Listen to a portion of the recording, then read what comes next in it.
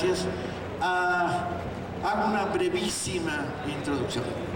Hasta ahora se ha puesto relativamente de moda, en términos de la reflexión sobre lo que está pasando en este país, hablar sobre los movimientos sociales, la sociedad. Y los movimientos sociales tienen nombre, apellido y vigencia. A la pregunta de, bueno, y ese gran movimiento social del 132, pues subió como espuma, pero se apagó.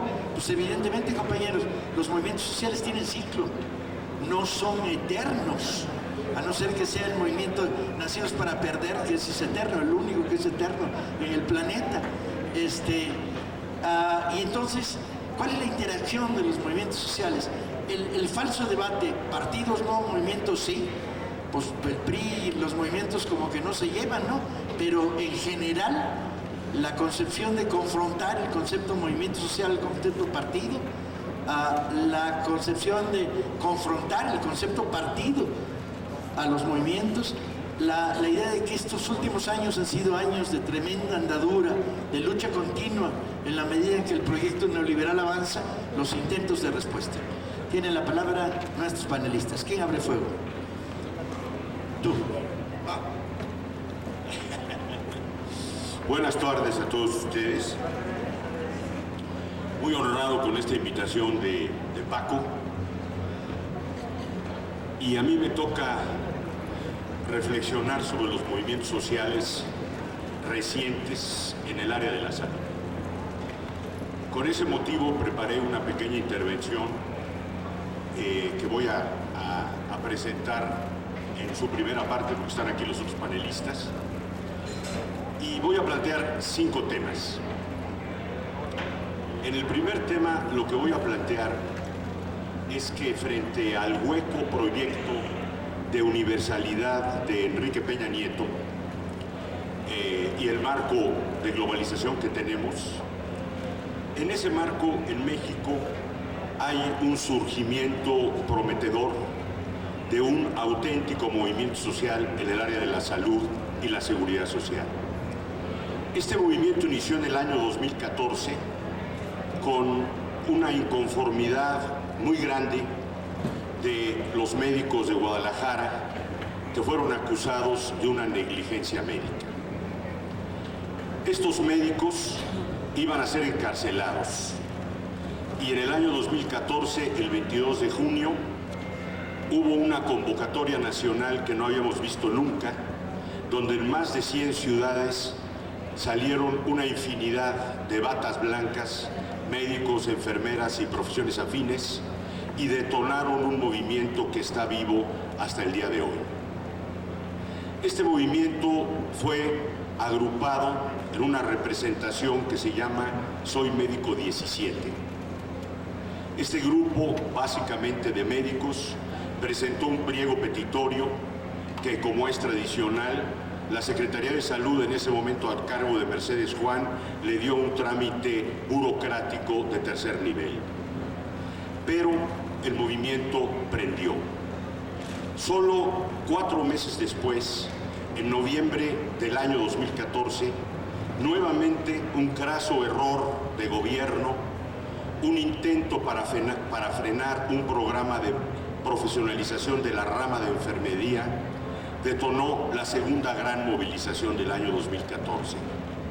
En ese momento, 300,000 enfermeras que deberían ser beneficiarias de este programa, no salieron todas, pero salió una representación enorme también en esta segunda oleada de batas blancas. Como en la primera ocasión, el gobierno mexicano mostró que está muy por detrás de la sociedad al tramitar estas demandas, no solo genuinas, sino nacionales y además de una profundidad extraordinaria. Esto fue lo que sucedió en el año 2014. Y a partir de ese año tenemos una serie de evidencias que llegan hasta nuestros días que me permiten pasar a tratarles el segundo tema que preparé para hoy. Si eso fue lo que pasó, ¿qué es lo que muestra lo que pasó? Pues lo que muestra es la presencia en México de un frente de operación de los servicios, un frente de profesiones aliadas que se va a volver a manifestar justamente este domingo en infinidad de ciudades del país. Este frente operativo es nuevo.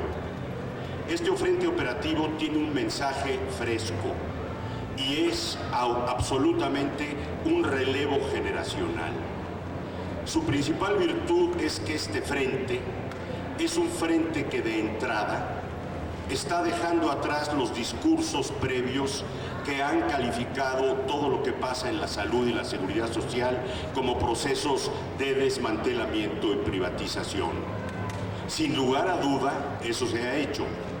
Pero este frente de operación Lozano, lleno de trabajadores activos jóvenes, médicos, enfermeras y profesiones afines, radiólogos, laboratoristas, camilleros, este frente trae algo nuevo que decir. Lo que trae nuevo es un grupo de pliegos. El pliego del movimiento Soy Médico 17, el pliego de la rama de enfermería. Estos pliegos representan una absoluta novedad en el debate de las políticas públicas en esta materia. Por supuesto que asumen que los procesos de privatización y desmantelamiento están en curso, pero estos jóvenes están hablando desde el frente de operación, conocen los servicios, saben lo que está fallando, conocen perfectamente lo que hace falta y le están hablando a la sociedad con un mensaje nuevo. El centro, el corazón de este mensaje es la emisión de una especie de cápsula sencilla. No estamos peleando nuestras condiciones de trabajo, estamos peleando poder trabajar bien para poder atender a la población bien. Eso no se había dicho nunca con esta precisión en ninguno de los movimientos que en esta área empiezan evidentemente en 1964. Este grupo fresco Lozano ha permitido también que desde esa perspectiva de operación para el usuario, para el paciente, que es el centro, que es el patrón del proceso de atención, es a quien hay que poner en primer lugar, ha permitido que se revisen las políticas de los últimos 30 años. Y queda claro que desde su plataforma, las políticas de los gobiernos priistas, de la alternancia panista y nuevamente con Peña Nieto priistas, son exactamente lo mismo en términos de no cumplirle al destinatario principal de los pliegos de esta movilización. Ese es justamente el usuario, el derechohabiente o el paciente. A mi manera de ver, lo más importante de lo que estamos viendo en estos movimientos sociales es eso. Es un frente de operación que está dinamitando el discurso de gobierno de hace 30 años, que está estructurado a partir de una especie de recetario tecnoburocrático resumido en las recomendaciones de la Fundación Mexicana para la Salud, del doctor Guillermo Soberón y por supuesto de la Organización para la Cooperación Económica, actualmente en manos de Gurría, pero empujada vivamente por el secretario de Hacienda mexicano, José Antonio Meade. Estos movimientos son nuevos. Estos movimientos están hablando un lenguaje profundo y están denunciando esas políticas y están proponiendo alternativas diferentes. Como movimientos sociales, me parece a mí que lo más interesante es ponerlos en efecto en lo que planteó Paco Taibo, en la relación con los partidos políticos. Y lo que diré a continuación no es grato ni es amable. La actitud de los partidos frente a estos pliegos ha sido nula, o en el mejor de los casos, descalificatoria, o en el peor de los casos, de uso de esos movimientos para propósitos estrictamente partidarios. Me parece a mí, de lo que escucho, de lo que conozco, de las vinculaciones de estos jóvenes con el PRI, con el PAN y con algunos de los partidos del Frente de Izquierda o alineados con el PRI o con el propio PAN, que ninguno de los partidos actual ha sido capaz de tener la sencillez de escuchar lo que está planteando este movimiento y de no colocar la curul, el despacho de asesor o la proyección programática del partido antes de haber escuchado lo que estos jóvenes están planteando como la reconstitución inmediata posible de una gran cantidad de recursos que tenemos en la salud y la seguridad social, mal empleados o estratégicamente empleados por el PRI y por el PAN. Esta nota es sumamente importante. La actitud de los legisladores en general como partidos es una actitud de recibir estas movilizaciones para traducir en programa de su partido o para presentar por su partido lo que tiene una naturaleza completamente diferente.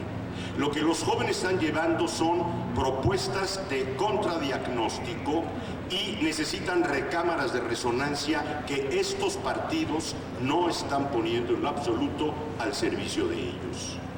Esto me parece a mí que es una muestra más de la enorme distancia que hay entre todos los partidos y estos movimientos. El movimiento 2014-2016 no es el primero que ha habido en la historia reciente de la defensa de la seguridad social. 10 años antes, los trabajadores del IMSS dieron la gran batalla por la defensa de su régimen de jubilaciones y pensiones, y el PAN, con Javier Lozano y el liderazgo sindical de Gutiérrez Fragoso, enterró esa propuesta alternativa de los jóvenes de 2005. En 2007, nuevamente, en la batalla que defiende el ISSSTE, pudimos ver infinidad de batas blancas jóvenes amparándose y ganando lo que hoy día llamamos el artículo 10º transitorio. Estos movimientos se pueden replicar hacia atrás, empezando, como dije, en 1964, pero ninguno, como el de 2014-2016, ha proyectado alternativas viables que, planteando el uso de los mismos recursos que hay ahora en la salud y la seguridad social, podrían ser empleados de manera diferente por un gobierno que estuviera dispuesto a cumplir a la mayoría y no satisfacer los diagnósticos tecnoburocráticos de FunSalud y de la Organización para la Cooperación y el Desarrollo Económico.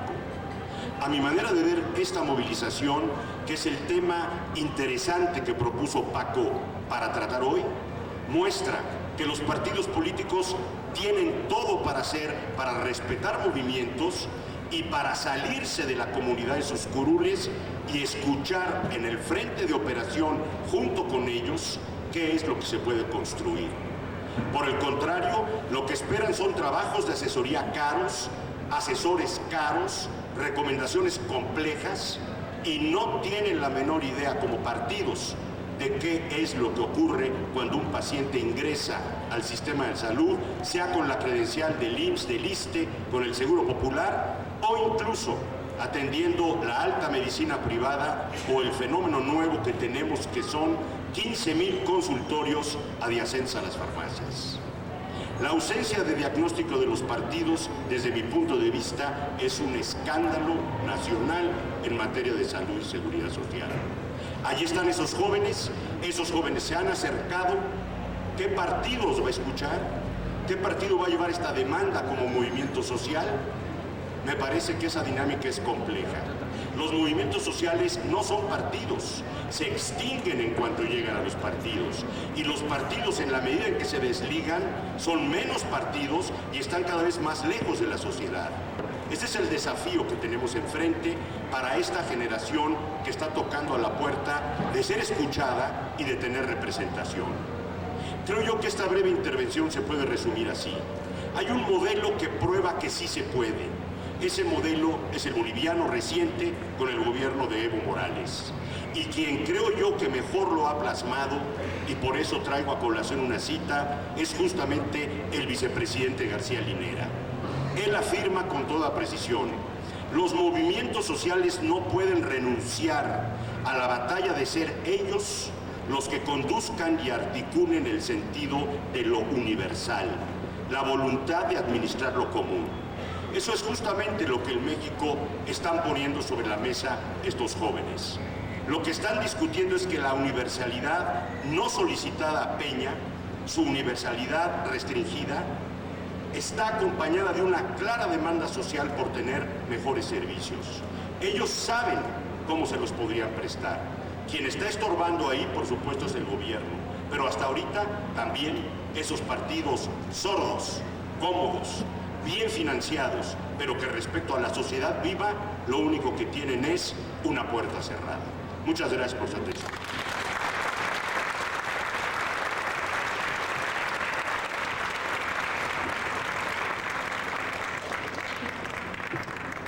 Muchas gracias, compañero. Gracias a usted por su presencia. Buenas tardes. El tema es movimientos y partidos. Es un tema que parece en cada momento haberse resuelto más o menos y vuelve a resurgir como una contradicción fundamental. Un tema recurrente entonces y central para la actividad política, para la práctica política. Por eso creo yo nos propusieron volver a hablar del tema. Y aquí creo que lo primero que tendríamos que hacer para hacer la comparación entre partidos y movimientos es precisar de qué estamos hablando en cada caso, ¿no?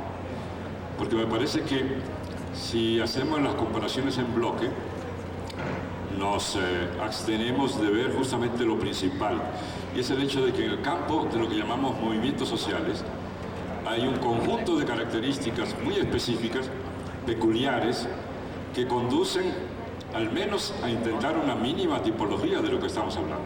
Es decir, lo que hay al interior de eso que llamamos movimiento es muy diverso, heterogéneo incluso. Empezando por sus características. Tenemos movimientos que tienen un referente sectorial, movimientos que tienen como referente algún campo importante de la sociedad, la salud, la educación, etc. Hay movimientos sociales que tienen un alcance mucho más amplio en el sentido de plantear cuestiones relativas a principios o derechos fundamentales de la sociedad, movimientos por las libertades, por la justicia, por la diversidad, por ejemplo, que en este momento es un pico en la lucha política en México, por ejemplo.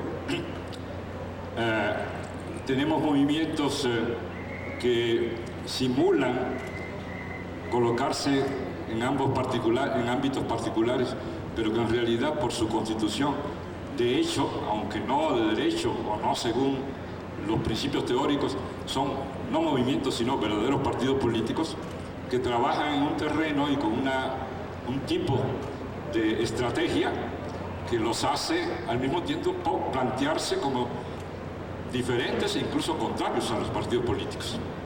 Pero que si uno lo analiza en términos de lo que, por ejemplo, Gramsci nos planteó como definición básica, orientadora de lo que es un partido político, son en realidad partidos políticos, aunque no tengan registro.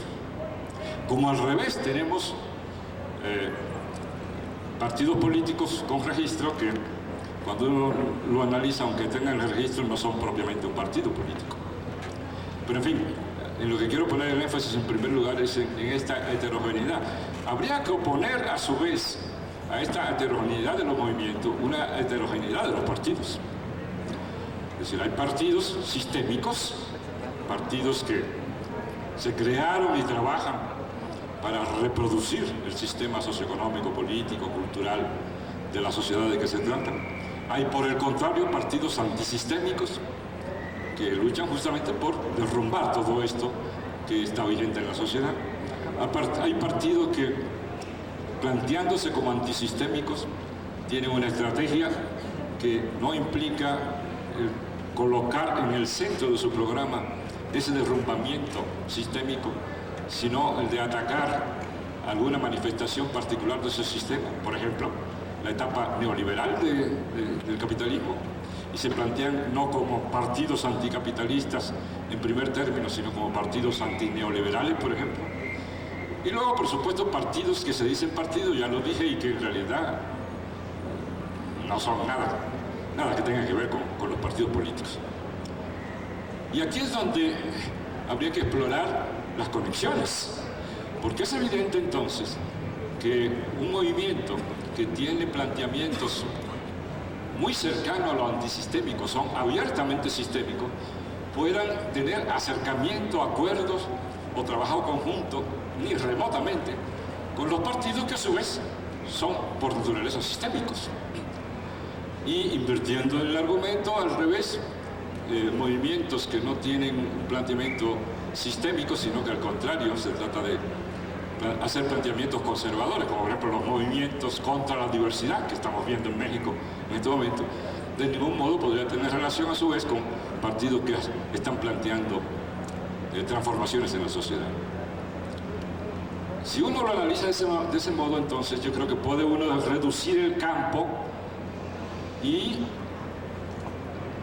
circunscribirse a aquellos movimientos que podrían tener conexión con el mundo de los partidos políticos. Y un ámbito muy amplio en donde esta posibilidad es absolutamente imposible. Lo digo por esto, porque el punto de partida casi siempre cuando se habla de movimientos y partidos es el de dos esferas absolutamente irreductibles. Es decir, dos esferas que no pueden conectarse ni pueden nunca actuar en conjunción. Y esto es lo primero que yo pongo en tela de juicio. Me parece que parte de un reduccionismo que produce efectos muy perniciosos para el trabajo político transformador, y aleja la posibilidad de eso que se plantea ya como un mantra que indica que el objetivo máximo, el ideal a alcanzar es, con esta palabra, construir la unidad entre diversas tendencias políticas, incluyendo partidos políticos, o un partido político y uno o más movimientos. A mi juicio, esta unidad debe plantearse en el ámbito restringido en que movimientos y partidos pueden encontrar campos comunes de acuerdos y de acción. Y esto no solo, creo yo, no solo es deseable, sino además, a mi juicio, posible. Por supuesto, no es fácil. Si nos atenemos a las experiencias, por ejemplo, recientes en México, de movimientos y partidos que podrían encontrar un campo de adhesión, de encuentro, esto es tremendamente difícil. La primera dificultad, más evidente, pero que muy a menudo se olvida, es la de que los movimientos que están en condiciones, por esas características que ya dije, de hacer encuentros, acercamientos, e incluso acuerdos con algún partido político, simple y llanamente se niegan radicalmente a esto. Y en consecuencia, la carga de la prueba pasa al otro lado, paradójicamente, y se exige al partido político que sea unitario, cuando la respuesta ante el no logro de ese objetivo, regularmente es muy simple. Es que la otra parte dice que no quiere esto. En otras condiciones, los acercamientos son muy difíciles porque a menudo cualquier gesto de un partido político de cercanía con ciertos movimientos, con los cuales, por lo que ya dije, tiene campos comunes muy evidentes, provoca suspicacia, particularmente en el campo del movimiento social. Voy a poner un ejemplo, aunque no debería particularizar, pero para que nos entendamos. Morena respecto a un conjunto de movimientos sociales en México en los últimos tiempos. Esto lo digo porque lo he experimentado muy de cerca, me causa gran asombro. Por supuesto, la sospecha de que los partidos políticos siempre quieren aprovechar la coyuntura abierta por los movimientos es absolutamente creíble y además aceptable, porque así ha sido practicado. Pero aun cuando se tiene el propósito expreso de que así no ocurra, siempre hay ese campo de suspicacia que provoca el alejamiento o la imposibilidad de acuerdo. Ejemplifico. Movimiento Ayotzinapa o movimiento del magisterio. Frente a estos movimientos y del lado de Morena, por ejemplo, me consta estrictas indicaciones de que para que ni siquiera se sueñe que se quiere simplemente ser arribista, oportunista y aprovecharse de la fuerza de ese movimiento, estrictas indicaciones de que nadie se presente allí ostentando ningún género de signo respecto a pertenencia al partido político. Participación sin ninguna referencia a pertenencia a partido político. Ningún signo, por ejemplo, pancarta, etcétera, que diga, por ejemplo, en el caso de que estoy hablando, Morena, etcétera.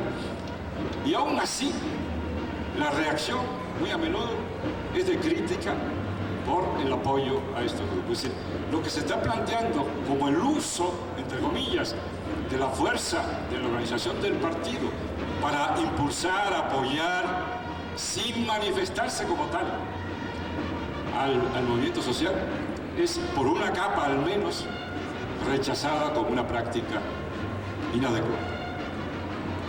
Con esto lo que quiero señalar es que no es fácil el asunto de la articulación entre movimientos y partidos políticos. No me quiero extender mucho. Indico rápidamente dos puntos adicionales. Uno que a mi juicio acaba de surgir es el de lo que podemos llamar los traslapes. Habitualmente se asignan a los movimientos no solo características, sino formas de hacer política de manera absoluta, radicales, como su naturaleza. Y por otro lado se dice que los partidos políticos son de una naturaleza especial que implica cierto tipo de práctica, de tácticas, de prácticas políticas. Por ejemplo, los movimientos no son electorales y en consecuencia participan en procesos electorales. Los partidos, por naturaleza, son electorales y participan en procesos electorales.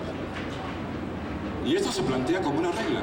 Sin embargo, cuando uno va al análisis concreto, encuentra que puede haber partidos políticos que no son partidarios de la elección y en muchas ocasiones movimientos que ni rechazan el proceso electoral y en algunos momentos sorprendentes como el que tenemos ahora, plantean participar en procesos electorales. Esto es lo que ha ocurrido hace 3 días con el caso del ZLN, el movimiento zapatista, que después de pasar varias décadas en que había planteado un rechazo a participar en movimientos, en procesos electorales, hace unos 3 días dice, vamos a hacer una consulta para definir una candidata para participar en su candidato independiente en el proceso electoral de 2018.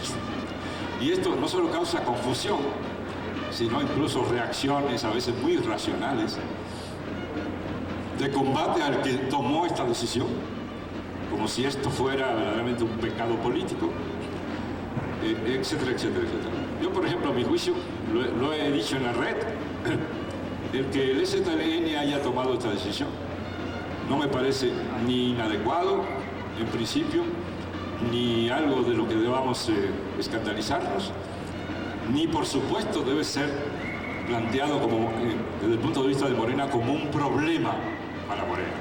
Bienvenido a la participación. Y las consecuencias que resulten, los efectos que resulten de esto, serán, desde luego, los costos o los beneficios que tendrá que asumir la organización, el movimiento que plantea esta especie de golpe de timón. Vamos a ver si esto finalmente se concreta. Lo que quiero decir, en consecuencia, es que es muy difícil comprender la naturaleza de estos dos ámbitos si no se hacen las precisiones sobre la naturaleza de estos grupos, incluyendo su proceso de constitución histórica, etcétera, etcétera. Concluyo de esta manera. Lo que sí es absolutamente cierto, al margen de las especificidades, es que el mundo del movimiento social, en general, es el reino de la particularidad. Y que el mundo, al menos pretendidamente, de los partidos políticos, es el reino de la universalidad. Esto no tiene ninguna connotación peyorativa en un caso de elogio de la otra, sino que expresa una realidad que hay que tomar en cuenta para comprender la necesidad simultánea de fomentar los movimientos sociales y al mismo tiempo fomentar la constitución de partidos, en este caso, desde el punto de vista, supongo, de los 3 que estamos acá, Partido político, por supuesto, con características antisistémicas, es decir, partidarios de grandes cambios sociales. Es decir, el problema básico de los movimientos sociales es que, aún en los casos de mayor visión en términos de amplitud sociopolítica, siempre están sujetos a la particularidad. Es decir, alcanzados ciertos cotos, incluyendo el logro, es decir, el triunfo, la tendencia es a la disolución de estos movimientos. Mientras que el proceso de transformación es mucho más largo en términos temporales que lo que plantean habitualmente los movimientos sociales.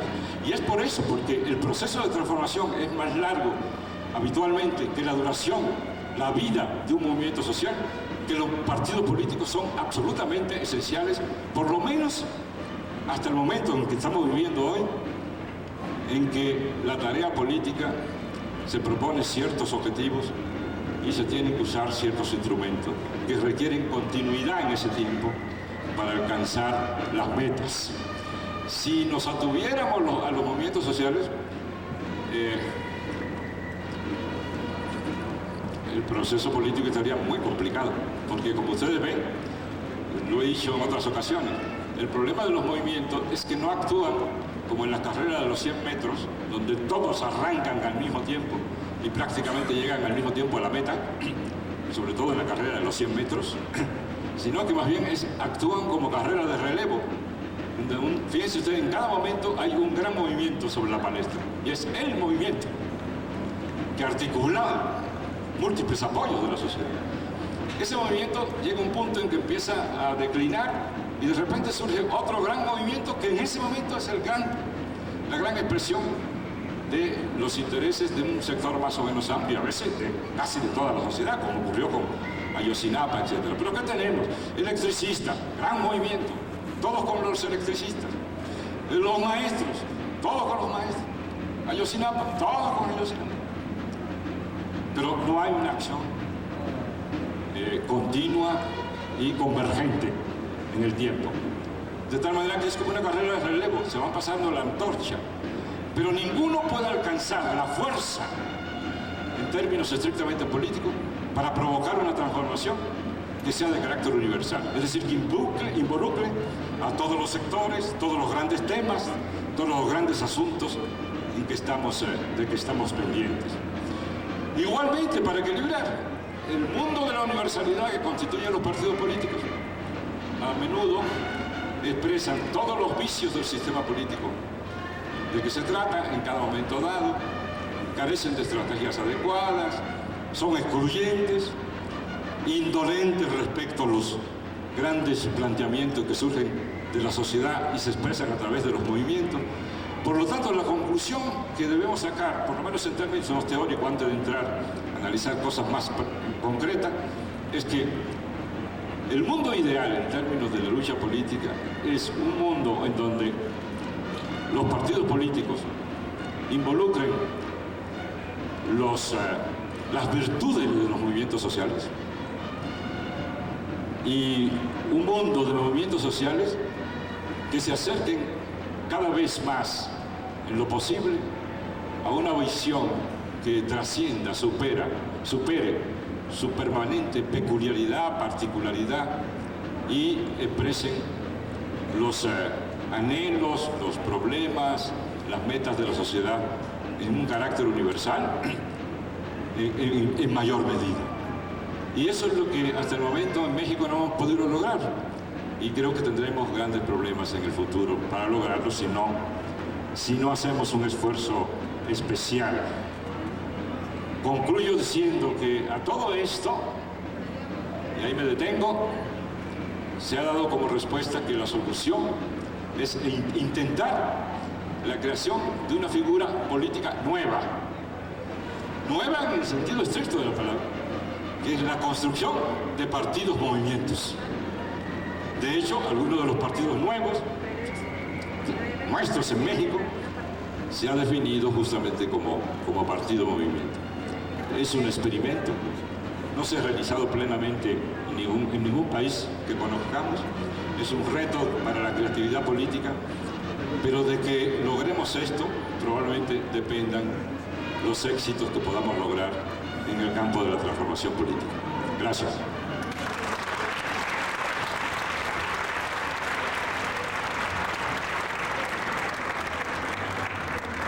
Buenas tardes, una vez más hay que agradecer a la Brigada Paralela en Libertad que haga posible este tipo de reuniones y este tipo de discusiones aquí en el Zócalo, en el mero corazón de esta ahora Ciudad de México y de este país de algún modo.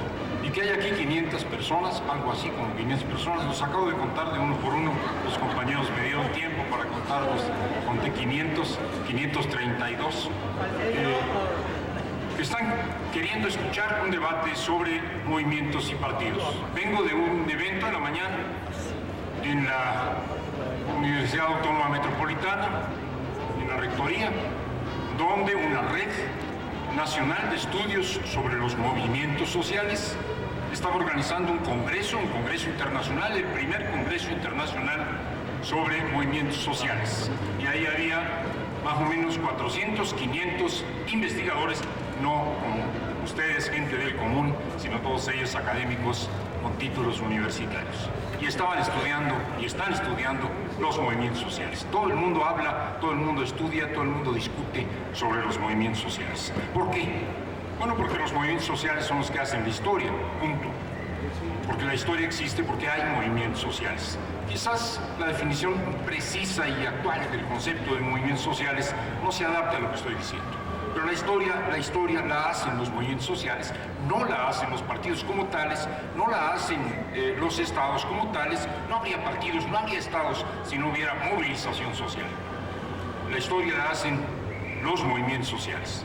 La independencia, lo que nos da patria, lo que hace que México sea un país independiente, es un movimiento social, un enorme movimiento social, no un movimiento social particularista, sino un movimiento social universalista. Ciertamente sería una discusión que tendríamos que tener al que convoca el padre Hidalgo. Vamos a coger calcupines. Esto es convocar a un movimiento nacional. En ese momento era regional, pero potencialmente era nacional en el sentido metafórico, porque la nación no existía. Duró 6 meses, fue derrotado, después fue continuado y finalmente derivó en el triunfo de los movimientos independentistas que nos hicieron un país, México. Y luego, o más bien en el proceso, se institucionaliza, se burocratiza cuando Agustín de Iturbide se constituye como imperio. Pero no hubiera habido independencia sin este movimiento social. La revolución es convocada como un movimiento social, es convocada por Madero, es rebasado Madero rápidamente, por ejemplo, por Zapata y los campesinos, es rebasado por Villa. Después, cuando ya Madero ha sido sacado del escenario. Pero la revolución es un enorme movimiento social, un movimiento social de 10 años, un movimiento social nacional. No hay estado, no hay ranchería, no hay colonia que escape a la revolución, no hay persona que escape a la revolución. Todos tienen que definirse, tomar partido a favor o en contra, escapar de ella, incorporarse a ella. La revolución es un enorme movimiento social que moviliza a todos y cada uno de los ciudadanos de este país y dura 10 años y hace que el país se mueva hacia otra ruta, hacia otro curso. Pero en este movimiento social hay partidos. En este movimiento social hay cuando menos un partido importante, el Partido Liberal Mexicano, o la Junta Organizadora del Partido Liberal Mexicano, el partido encabezado por Ricardo Flores Magón y constituido por un grupo de militantes muy activos, muy heroicos, que venían desde mucho antes de la revolución, trabajando por sus ideas, con un programa, primero el de 1906 y luego un programa de 1911, para que se den idea de la importancia de este partido. El lema que este partido lanza, el Partido Liberal Mexicano, es Tierra y Libertad, en un manifiesto de 1911 firmado con el lema Tierra y Libertad. Todos decimos, Zapata inventó el concepto de tierra y libertad. La bandera de los zapatistas era tierra y libertad. No, señores, la bandera Tierra y Libertad era la consigna de un partido político, el Partido Magonista, que por cierto era un partido anarquista, si es que no es una contradicción, pero una estructura organizativa anarquista que luchaba por una transformación social y que le dio bandera al zapatismo con una consigna. El zapatismo inventó su forma de lucha, el zapatismo inventó el plan de Ayala, pero un partido intervino en ello, y la relación entre el Partido Magonista, sus dirigentes en el exilio, y el zapatismo en Morelos y después en Puebla, en Oaxaca, en Tlaxcala, en parte del Distrito Federal, fue muy estrecho. Y bueno, quisiera yo mencionar un ejemplo virtuoso de relación partido-movimiento, o más bien un antecedente de Morena, si me lo permiten, que es el Partido Socialista del Sureste. El Partido Socialista del Sureste, fundado inicialmente por Salvador Alvarado, es cuando se le retoma y cuando se le radicaliza, encabezado por un hombre que debiera ser más estudiado y más conocido, que es Felipe Carrillo Puerto. El Partido Socialista del Sureste es un partido-movimiento, absolutamente un partido-movimiento. El Partido Socialista del Sureste no hubiera existido sin las ligas de resistencia. ¿Y qué eran las ligas de resistencia? Los organismos de base de ese partido. Los militantes de ese partido formaban parte a su vez de ligas de resistencia que eran trabajadores del Enequén esclavizados hasta que el partido y la revolución vino a liberarlos, trabajadores del ferrocarril, trabajadores del puerto de Progreso, es decir, trabajadores asalariados del campo y de la ciudad. Y estas ligas de resistencia que se movilizaban para tomar los latifundios de la casta divina, estas ligas de resistencia eran parte de un partido. Este partido gana una elección. No llega al poder apoyado por el gobierno central y sus soldados, podía haberlo hecho, gana una elección. Carrillo Puerto dice, podemos tomar el poder porque tenemos el apoyo del Ejército Federal, pero no vamos a tomar el poder en Yucatán porque tenemos el apoyo del Ejército Federal, porque es un golpe de Estado, aunque sea de izquierda.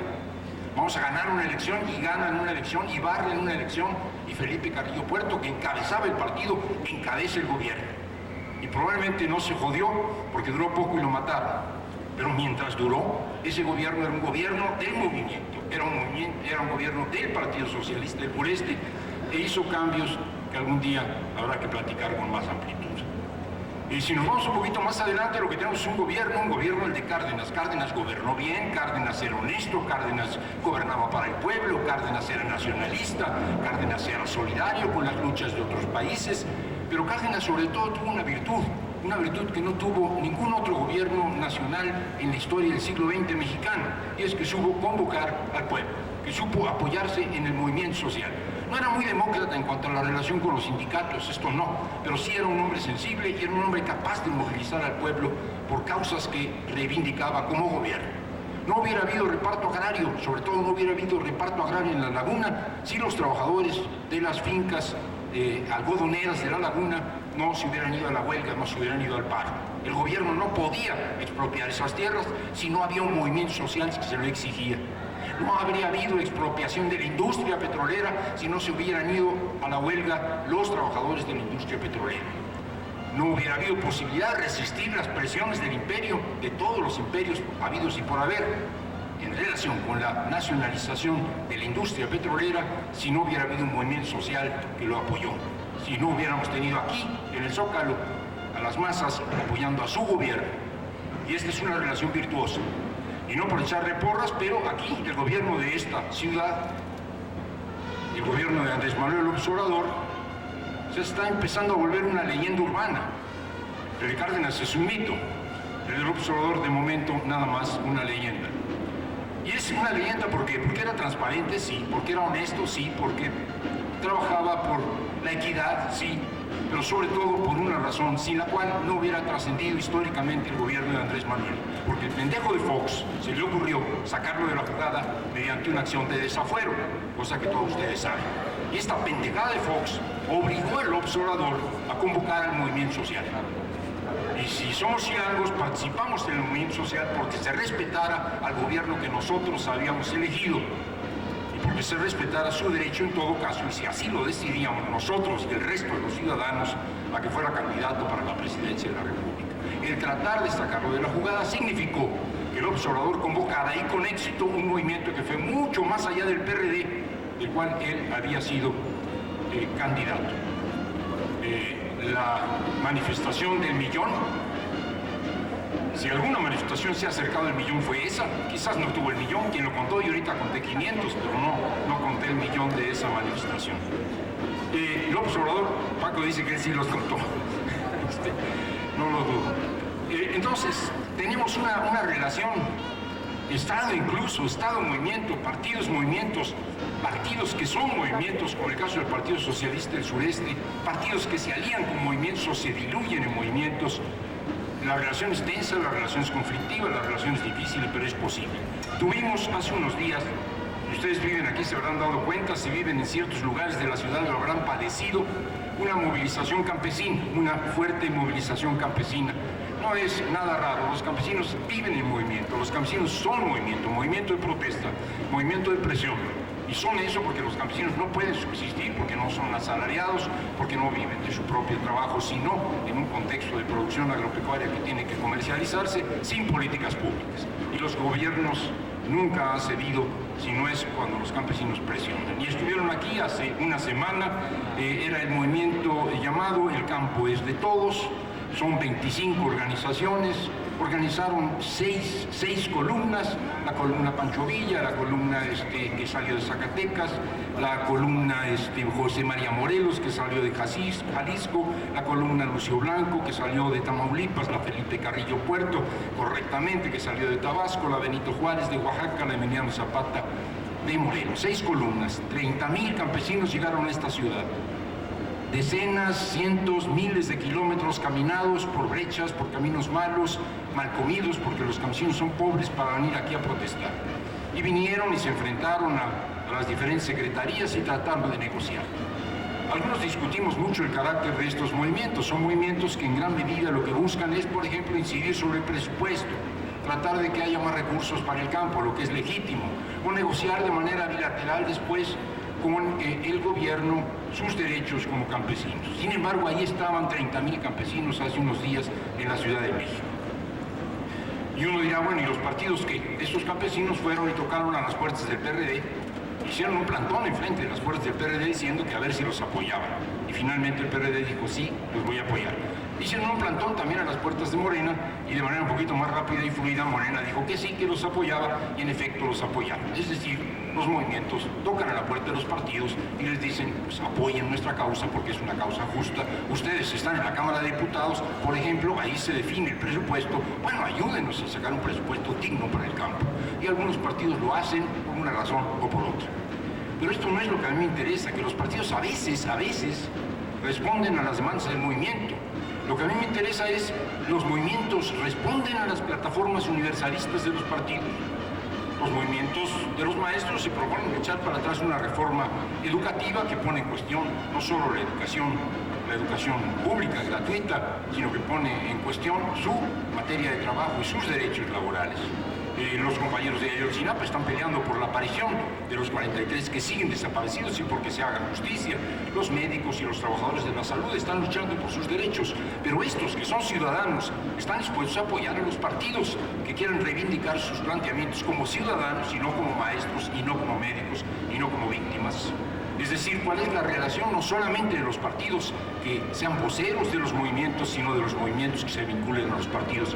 Y me voy, y con esto voy a ir terminando, al propio movimiento campesino, que es el que conozco un poco más.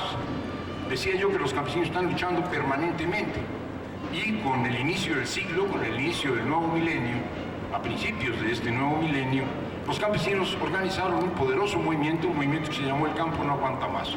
Si ahora llegaron 30,000 campesinos, en el año del 2002, 2003, en enero de 2002, llegaron a esta ciudad 100,000 campesinos, convocados por un movimiento, el movimiento del Campo No Aguanta Más.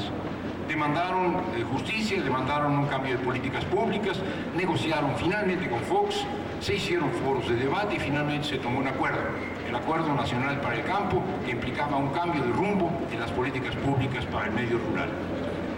Muy importante, muy exitoso el movimiento, muy poderoso el movimiento, muy solidario el movimiento. Estaban decenas de organizaciones, al principio eran 12, al final eran 100.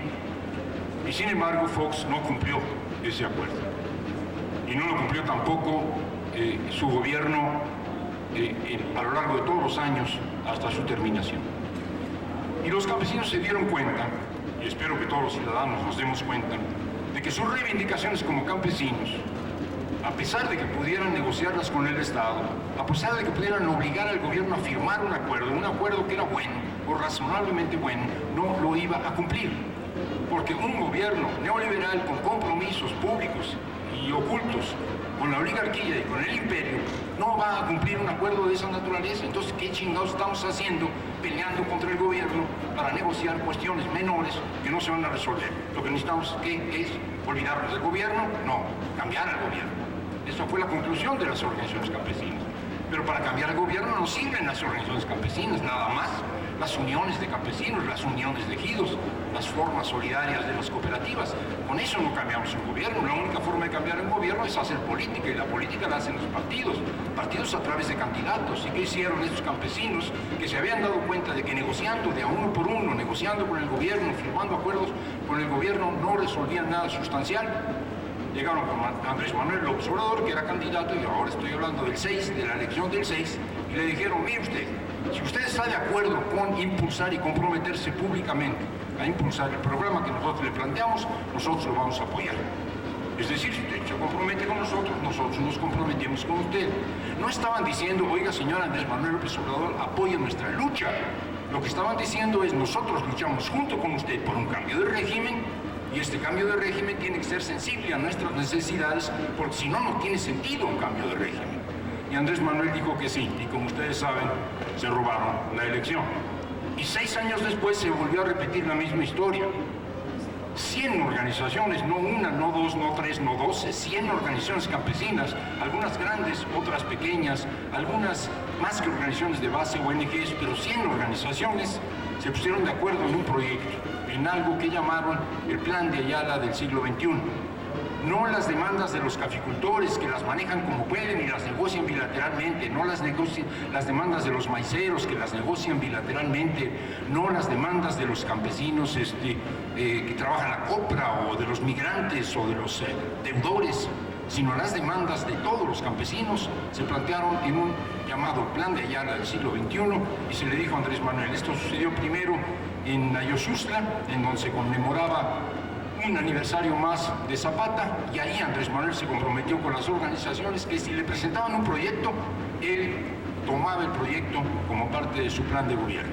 Y ellos le dijeron, pues si tomas el proyecto como plan de gobierno, nosotros hacemos un proyecto. Y no lo hicieron en su cubículo, hicieron 5 reuniones, 4 en el país y 1 en Estados Unidos, porque hay muchos campesinos mexicanos allá, y formularon un plan de Ayala del siglo XXI en Torreón, Coahuila, en un meeting de Andrés Manuel López Obrador, que ya conocía el documento. Dijo, este es el documento que han elaborado los campesinos, este es el plan de Ayala del siglo XXI, yo lo firmo, yo me comprometo. Y los campesinos que estaban ahí dijeron, te vamos a apoyar. De todos modos perdimos, de todos modos nos robaron, de todos modos en el campo votaron por el regreso del PRI. Y sin embargo, eso fue una experiencia que demuestra, primero, que los partidos tienen que comprometerse con los movimientos, pero que los movimientos tienen que apostar también al cambio político, asociándose con los partidos, porque de otra manera no vamos a ninguna parte. Gracias.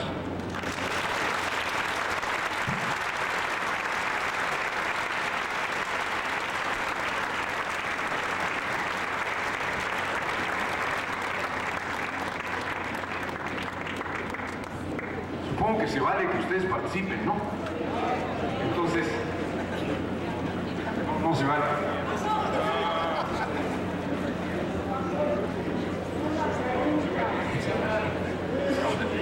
Dos o tres. A ver. Más, compañeros, estamos esperando a Cristina Pacheco, que ya llegó. Pues un par de preguntas, Iván. Pero preguntas, porque la última vez que le dimos el micrófono a alguien se lo quiso llevar a su casa. A ver. Sí, Juan Carlos Mosqueira, poeta, para preguntarle a cualquiera que me lo quiera contestar. Nosotros fuimos a ver a los profesores para hacer un preámbulo rápido y nos dieron el micrófono para hablar delante de ellos, y Musacchio y yo tuvimos la oportunidad de darles un discurso dentro del cual a mí se me ocurrió decirles unas ideas para que se mejorara el movimiento y se fortaleciera, cosa que es cosa muy importante, y que se abrieron a las ideas los maestros y empezaron a implementarlas. El movimiento de los maestros se vino fortaleciendo porque llegábamos los que queremos ser intelectuales en algún momento para llenarlos de ideas. Ahora viene la pregunta, estos movimientos sociales de los que ustedes están hablando, nadie más los puede fortalecer más que los intelectuales. Los intelectuales de alguna manera legitimizamos o no un movimiento porque sabemos las tendencias que pueden tener, o los cauces, o que los pueden aprovechar allá arriba las mafias para desarticularlos. Pero esta es mi pregunta en concreto. qué no los intelectuales tenemos que estar ahí en los movimientos sociales como este que nos hablaba nuestro hermano, de los y las enfermeras? Porque muchas veces sí necesitan como estructurar el movimiento para fortalecerlo y a dónde pegarle al centro del poder. Y nosotros los intelectuales estamos ahí para decirles por dónde podemos resquebrajar. Por lo que les pido que de aquí en adelante en cualquier movimiento social estemos ahí presentes para fortalecer esos movimientos sociales, para que den resultados y no terminen siendo resquebrajados por los mafiosos.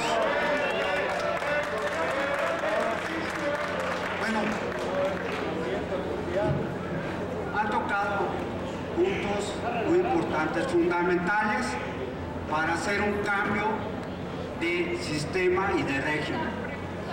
Y son la unión de todos los sectores, campesinos, indígenas, sindicatos y partidos. Y todos en general de la sociedad. Mi pregunta va a eso. Si no se logra, yo lo he tenido el gusto de participar con Felipe en el INBA, yo soy trabajador de cultura en el INBA, con Paco al igual. Entonces, sí hay preocupación cuando salen a reducir ciertas situaciones como este movimiento de los zapatistas, pero es bienvenido, pero voy acorde a lo que señalaba Bata, en el sentido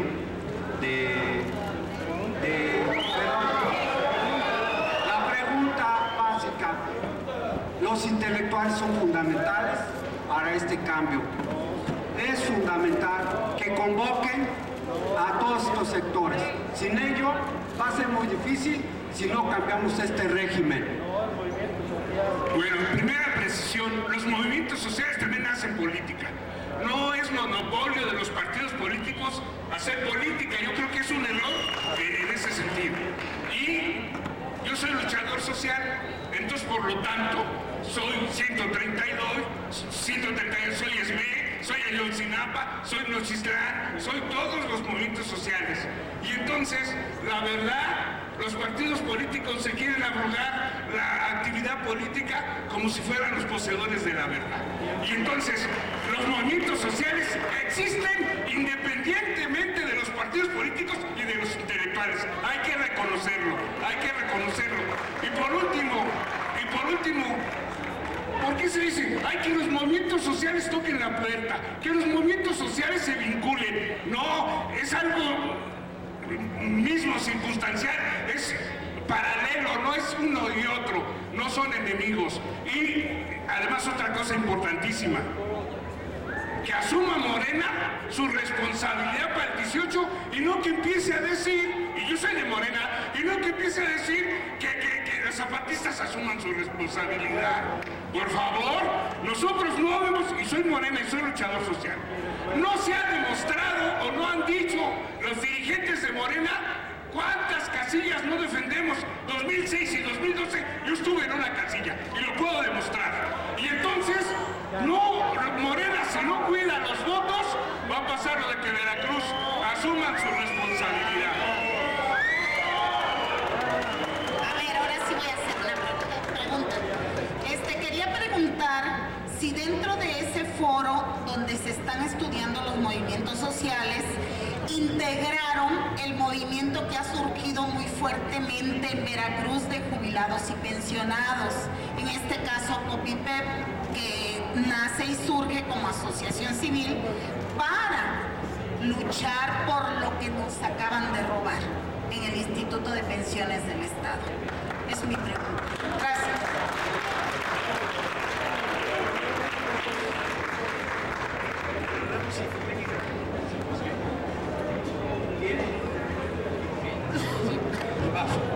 Intelectuales, nos vieron cara de intelectuales, creo. No, yo no traigo credencial de intelectual. Yo no me identifico como intelectual. Y cuando trabajo con un movimiento como el movimiento de los maestros, carajo, reconozco para empezar que ellos son intelectuales. Nada más faltaba que los maestros no fueran intelectuales. ¿O qué son? Entonces, este asunto de que nosotros acá todos los intelectuales, hasta Paco incluso. Todos somos intelectuales y los demás no son intelectuales, me parece una estupidez. Algunos vivimos de dar clases, algunos vivimos de escribir, otros viven de hacer zapatos, pero todos somos intelectuales, nada más faltaba. Y sobre todo, estamos hablando de un movimiento como el de Ayotzinapa. Los jóvenes de Ayotzinapa se estaban preparando intelectualmente para ser maestros y los maestros son intelectuales. Dos, los intelectuales no tienen nada que llevar a los movimientos desde su cubículo, desde su cabeza, desde sus libros. No hay ninguna autoridad para llegar y decir, oigan, escúchenme, porque yo voy a hacerles buenas recomendaciones. Uno tiene que estar en el movimiento, uno tiene que participar en el movimiento, uno tiene que solidarizarse con el movimiento. Y si le preguntan cómo la ves, uno dice lo que piensa. Y esto que piensa lo saca de procesar, igual que cualquiera de los demás, lo que está pasando. Entonces sí, se requiere que los diferentes niveles de formación educativa, de participación, se vinculen. El otro asunto de que todos hacemos política, no solo los movimientos sociales, no más faltaba. Yo hago política, claro que hago política. Yo salgo a tirar la basura, si no llega la basura con los vecinos y las vecinas, porque les han encargado a las vecinas que tienen su basura, nos organizamos y hacemos política para exigir que pase el cabrón camión de la basura. Y si una señora dice, ¿y por qué yo abajo y tú arriba? Y su marido dice, pues a ver, convénceme, están haciendo política, sí, ya agarraron la onda. Hacemos política todo el día, hacemos política en el catre, hacemos política en la parada de la esquina, hacemos política todos. Bueno, sí, pero esto es vulgarizar, esto es decir, la política se hace todo el tiempo, en todas partes y todos.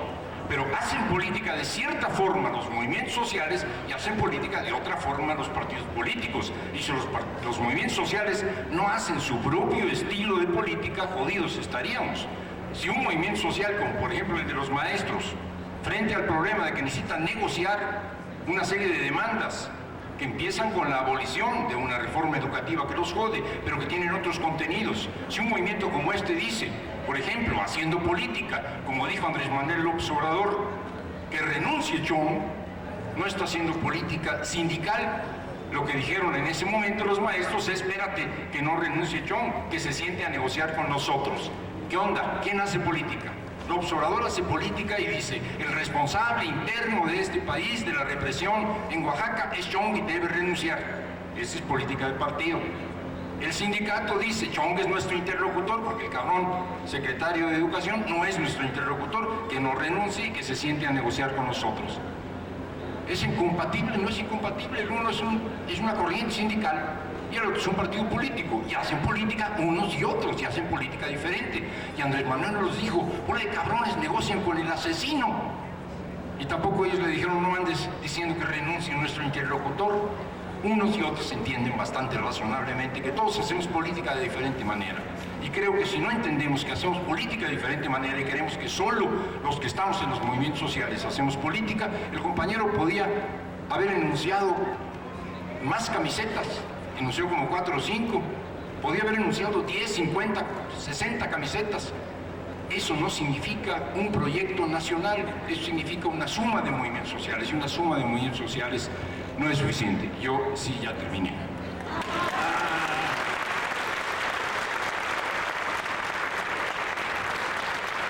Cierto, con la reflexión de ayer es que ya... A ver, cuando uno tenía 15 años y era de izquierda y se comían las paredes con todo y el yeso, entrabas a un cuarto en la Facultad de Ciencias Políticas y mirabas y decías, no, aquel es anarquista, no, aquel es trotskista, pero de la línea rara, y buscabas la diferencia, porque el Estado nos quedaba inmenso, muy grande, burocracia, policías, el Senado, los gobiernos. Yo creo que ya maduramos, ¿no, chinga? Cuando yo entro a un cuarto como este, digo, ¿qué nos une? Y no lo que nos separa. Y nos une acabar con el proyecto neoliberal. Hay que pararlo, hay que destruirlo. Probablemente unos quieren ir más allá, probablemente unos quieren ir más acá. Me vale. ¿Qué nos une? porque si no construimos esta mentalidad en el interior de la amplísima izquierda, nos van a derrotar de nuevo. Compañeros, este debate está empezando. Lo único que podemos hacer es que en nuestra próxima Feria del Libro en Tlalpan lo reconstruimos y ampliamos el número de gentes y el número de horas y abrimos el micrófono para que todo el mundo ronque de su pecho. ¿Qué queda claro? Queda claro que hay una voluntad de abajo hacia arriba en esta sociedad y en este zócalo sin granaderos y con libros por cambiar este país. Urge cambiar este país. Muchas gracias a Gustavo, a Héctor, a Armando Bartra. Van a estar firmando libros en aquella esquina y hay sorprendentemente algunos libros con súper descuento. Tenemos un libro de Héctor a 20 pesos, creo que quedan 2 nada más. Y están los libros de Armando que no se pueden conseguir habitualmente, como El Hombre de Hierro. De aquel lado los van a encontrar.